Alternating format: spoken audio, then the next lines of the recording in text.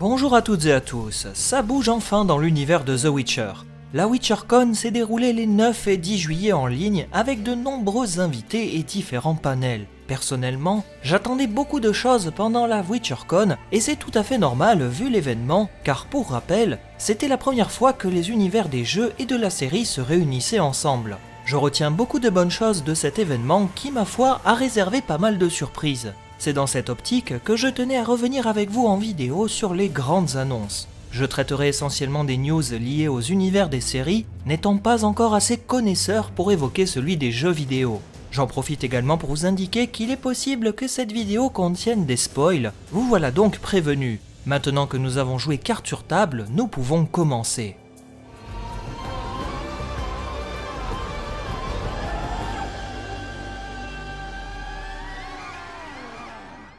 La WitcherCon s'est donc déroulée en ligne comme initialement prévu. Il y a eu un grand nombre de spectateurs pour se prêter au jeu des invités, mais également regarder ce que l'on nous avait réservé. C'était, si je ne me trompe pas, la première fois qu'une chaîne organise un tel événement online concernant un univers de séries de pop culture. Un peu à la manière d'un E3 pour les grands studios des jeux vidéo, CD Projekt et Netflix ont inauguré cette grande célébration comme il se doit. J'espère d'ailleurs que nous aurons le droit dans le futur à d'autres événements de ce type, car cela permet de réunir tous les fans de l'univers en un seul et même endroit. Bon, traite de blabla, qu'avons-nous eu pendant cette double convention? On nous a offert déjà un trailer pour la saison 2, ainsi que de nombreuses informations importantes. La saison 2 de The Witcher débarquera sur la plateforme Netflix le 17 décembre. L'occasion de nous dévoiler un premier poster officiel faisant apparaître le sorceleur Geralt de Rive et Ciri. La jeune lionne de Cintra est vêtue chaudement car l'hiver est là, et Geralt est quant à lui en tenue légère avec son épée, tandis que nous pouvons apercevoir à droite la forteresse des sorceleurs de Kaer Morhen. Visiblement, la forteresse sera au cœur de l'intrigue de cette saison 2, et si vous avez lu le livre 3, vous savez certainement de quoi je veux parler. Comme à son habitude, les 8 épisodes seront diffusés à la chaîne par Netflix, mais ce n'est pas la seule chose. Une vidéo teaser nous a dévoilé le titre des 8 épisodes et je vous avoue que j'ai bien envie de revenir sur chacun d'eux pour analyser le trailer dans sa globalité. On peut déjà voir que ce petit teaser met en scène 3 animaux symbolisant les 3 personnages principaux de la série, Yennefer avec un corbeau noir, Ciri avec une hirondelle et enfin Geralt avec un loup blanc. Une manière assez élégante d'annoncer que les 3 personnages ont des destinées qui vont converger vers un seul et même lieu. Notons tout d'abord que l'épisode 1 se nomme un grain de vérité avec un symbole d'un vampire. Ce premier épisode devrait être théoriquement un flashback nous proposant d'aborder l'histoire de Nivellen. Il s'agit d'un récit présent dans le livre 1 où Geralt voyage en quête d'un contrat et tombe sur le monstre Nivellen qui vit avec une Bruxa, une sous-espèce de vampire. J'aime beaucoup cette histoire car outre le fait qu'elle ressemble beaucoup à une adaptation de La Belle et la Bête mais façon horrifique, elle devrait nous offrir de très belles choses. On peut d'ailleurs apercevoir ce qui semble être Nivellen dans cette courte séquence, un personnage qui devrait ressembler à la Bête de La Belle et la Bête puisqu'il en est clairement inspiré. Ce sera Christopher Ishvoo, l'acteur de Tormund dans Game of Thrones, qui se chargera d'incarner ce personnage. Plusieurs images de Geralt évoluant dans la maison de Nivellen, ainsi que sa coursive, nous montrent cette séquence de chasse aux vampires et aussi de découverte des lieux. L'épisode 1 devrait être l'occasion d'assister à cette histoire qui se déroule à la base avant la rencontre de Geralt et Ciri. Pourtant, à la vue des images, j'ai l'étrange impression qu'ils vont inclure cette histoire dans une nouvelle temporalité. Au lieu de se dérouler dans le passé, elle devrait avoir lieu dans le temps présent, alors que Geralt et Ciri avancent en direction de Kaer Morhen. C'est pour cela que ces images de Geralt découvrant un corps, ou de Ciri et Geralt devant une maison avec une grande porte, me font penser à l'histoire de Nivellen. A vrai dire, je n'ai pas vraiment de problème avec ce remaniement de temporalité, c'était déjà plus ou moins le cas avec la saison 1, et je préfère même qu'on ait un récit linéaire plutôt que le méli-mélo scénaristique et temporel que nous avions eu précédemment. Intégrer Nivellen à ce moment de l'histoire n'est donc pas très problématique, dans la mesure où intégrer son histoire n'interfère pas avec celle de Geralt et Ciri, qui font leur voyage en direction de Kaer Morhen. Le nom de la forteresse est d'ailleurs le titre de l'épisode 2, avec un symbole de médaillon de l'école du loup. Je dois dire que je suis très surpris par la tournure de ce trailer, qui nous a permis de voir énormément de plans de la forteresse de Kaer Morhen. Que ça soit Geralt ou Ciri arrivant dans la cour du château, ou bien se présentant dans la salle commune, beaucoup d'éléments ressortent de ce passage. On peut y voir de nombreux sorceleurs, Lambert qui entraîne Ciri sur cette photo promotionnelle, sans doute pour lui inculquer les bases de la défense et de l'attaque à l'épée, le balafré Eskel qui interroge Ciri en lui demandant ce qu'elle fait là et qui semble très intrigué par la venue de cette petite dernière, ou encore le jeune sorceleur Cohen qui apparaît plus en retrait et c'est tout à fait normal puisqu'il est assez en retrait dans les livres. La grande salle commune abrite des tables pour se restaurer, un feu pour se réchauffer et un grand arbre avec des médaillons de sorceleurs tombés au combat pour se recueillir. J'apprécie beaucoup cet effort et ce sens du détail pour rendre la maison des Witcher vivante et chaleureuse malgré tous les drames qui s'y sont déroulés. La forteresse de Kaer Morhen sera un grand moment dans la saison 2 puisqu'on devrait y voir l'entraînement et la transformation de Ciri en sorceleur.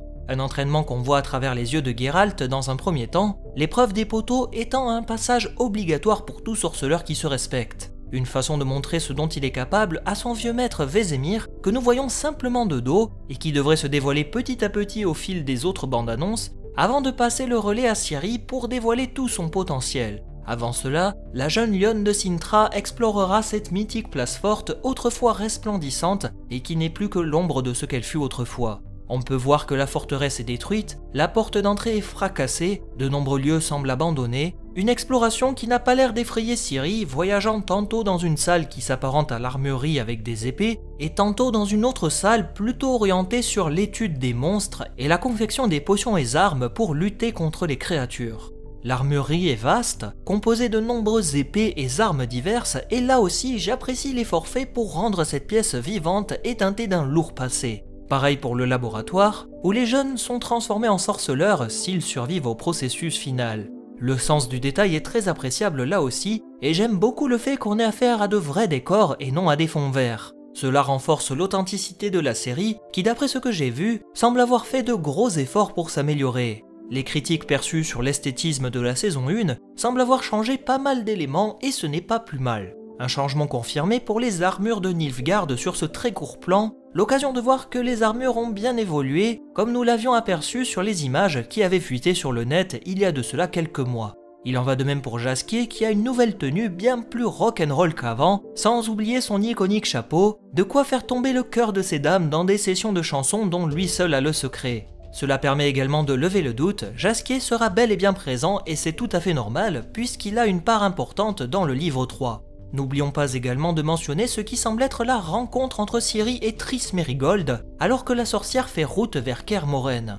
Il semblerait que la sorcière ait des cheveux plus clairs que par le passé. Rappelons qu'elle avait des cheveux châtains et bouclés, ce qui avait pas mal dérangé les fans des jeux qui ne juraient que par sa chevelure rousse attachée. Il faut cependant savoir que le mot initialement polonais pour décrire la couleur des cheveux de Triss est intraductible en français et il se rapproche plutôt du mot au-brun. Cette couleur correspond à un brun ou un châtain tirant sur le roux, pareil pour ces boucles qui sont très souvent décrites dans les livres, là où les jeux ont choisi d'attacher ses cheveux. Un petit détail anodin, mais visiblement vital pour les fans qui devraient se réjouir de voir la série respecter une nouvelle fois les livres comme pour la saison 1. Une rencontre déterminante pour la suite de l'histoire, car Triss se rendra compte que Ciri est une source, c'est-à-dire une puissante source de magie dotée d'un grand pouvoir comme l'était sa mère. Cette rencontre intervient lors de l'entraînement en extérieur de Ciri que nous pouvons voir sur de très nombreux plans issus de cette bande-annonce. Un long parcours qui l'amènera jusque dans ses ultimes retranchements, la forçant à se dépasser pour démontrer qu'elle est capable d'accomplir de grands exploits. Nous devrions avoir aussi une séquence d'attaque de la forteresse de Kaer Morhen, car les médaillons s'agitent. Cela signifie qu'une créature sensible à la magie s'approche, ce qui explique que l'on peut voir Geralt dos à dos avec un sorceleur, peut-être Vesemir, prêt à en découdre, ou bien les autres sorceleurs en état d'alerte. Difficile de savoir s'il s'agit d'une attaque orchestrée par un monstre, ou bien par un personnage sensible à la magie. Pour en revenir au nom des épisodes, le 6e se nomme Mon cher ami, et a un symbole d'une main en feu. Cela me fait directement penser à Rience, le mystérieux personnage qui devrait être l'antagoniste principal de cette saison, œuvrant dans l'ombre pour un mystérieux magicien dont je tairai l'identité pour retrouver Ciri. Rience est un personnage que j'attends de pied ferme, et il semblerait qu'on le voit très brièvement sur ce plan, où il semble agir directement depuis la forteresse de Kaer Morhen. Peut-être que c'est lui le mystérieux envahisseur qui viendra troubler le repos des sorceleurs. Il devrait apparaître progressivement, jouant ses cartes par-ci et là, et j'espère qu'il sera à la hauteur de mes espérances. Enfin, le titre de l'épisode 8 est pour l'instant tenu secret, et je pense que c'est à juste titre puisqu'il devrait sans doute se nommer le sang des elfes.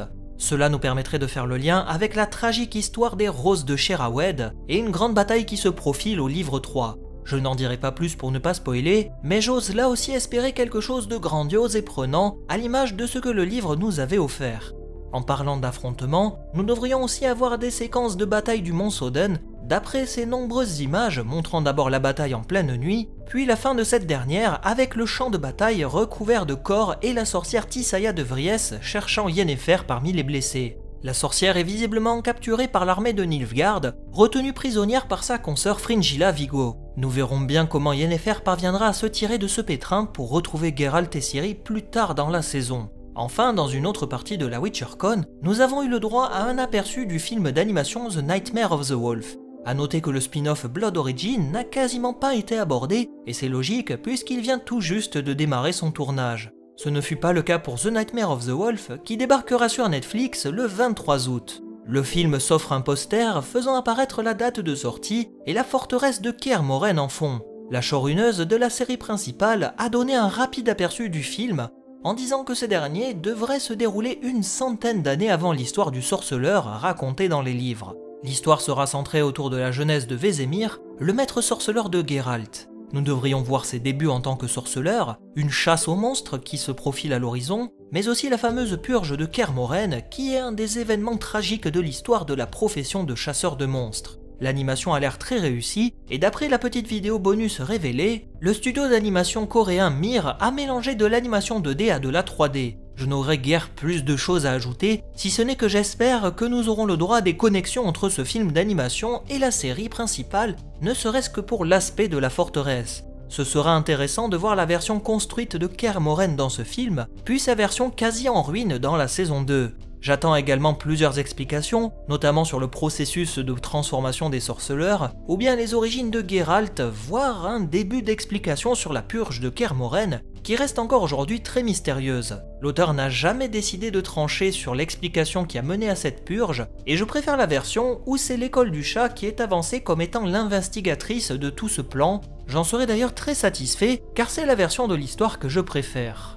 Bref, vous l'aurez sans doute remarqué, nous avons eu le droit à beaucoup d'éléments durant cette convention, ma foi fort sympathique. Le trailer de la saison 2 nous a livré de nombreuses informations très intéressantes, permettant également de mettre en avant l'histoire et les superbes décors qui composeront cette saison 2. Après 2 longues années d'attente, nous avons d'abord rendez-vous avec le film animé The Nightmare of the Wolf le 23 août, et la saison 2 composée de 8 épisodes le 17 décembre. 2 fois plus de Witcher pour 2 fois plus de plaisir. J'espère que vous avez apprécié le spectacle proposé dans cette convention, et de votre côté, j'aimerais savoir ce que vous avez pensé de toutes ces annonces et de ces premiers visuels. J'attends vos retours dans l'espace commentaire, et j'espère également que vous avez aimé ce rythme de vidéo assez inhabituel, car j'ai essayé de vous proposer quelque chose pour vous teaser et vous amener progressivement vers la WitcherCon, que vous soyez fan ou néophyte de cet univers. Je vous remercie beaucoup pour tous vos retours, et on se retrouve très bientôt pour d'autres analyses et vidéos beaucoup plus palpitantes les unes que les autres. Salut à vous!